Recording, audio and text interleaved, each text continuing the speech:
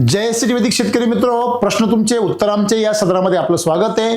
अनिल रासकर भाऊ यांचे अजून प्रश्न आहेत, वेगवेगळ्या ऋतूनुसार बेसल डोस मध्ये फरक करावा का? तर अनिल भाऊ, पहिला गोष्ट ही आहे की आपण लक्षात ठेवलं पाहिजे, ऋतुमानानुसार तुम्ही बेसल डोस मध्ये बदल करण्याची गरज नाही, परंतु जेव्हा प्रतिकूल वातावरण असतं, म्हणजे अतिरिक्त पाऊस किंवा अतिरिक्त थंडी किंवा अतिरिक्त उष्णता जेव्हा निर्माण होते, तेव्हा त्याशी लढण्यासाठी त्या पिकामध्ये जी शक्ती लागते, ती शक्ती जर त्या पिकामध्ये कमी पडली तर ते त्या वातावरणामुळे प्रभावित होऊन रोगाला बळी पडतं किंवा त्याच्यामध्ये मर धाव किंवा उत्पन्नामध्ये घट होत। अशा परिस्थितीमध्ये तुम्हाला बेसल डोस जास्तीचा टाकावा लागतो, परंतु याचा ऋतूशी काही संबंध नाहीये। जर तुमच्या मातीमध्ये जर ताकद नसेल, माती तुमची जर नापीक असेल किंवा कमजोर असेल, अशा परिस्थितीमध्ये वातावरणातले बदल त्या पिकावर दुष्परिणाम करतात। आणि जर तुमची जर जमीन जर सुपीक असेल, तिचा सेंद्रिय कर्ब जर 1.5 ते 2च्या दरम्यान असेल, तर ते पीक बदललेल्या वातावरणामध्ये अधिक सशक्त बनतं। एखाद्या कमजोर मनुष्याला जर जास्त मेहनत करायला लावली तर तो कमकुवत होऊन जातो, एखाद्या पैलवान माणसाला जर मेहनत करायला लावली तर तो आणखीन सशक्त बनतो। अशा प्रकारे तुम्हाला ऋतुमानापेक्षा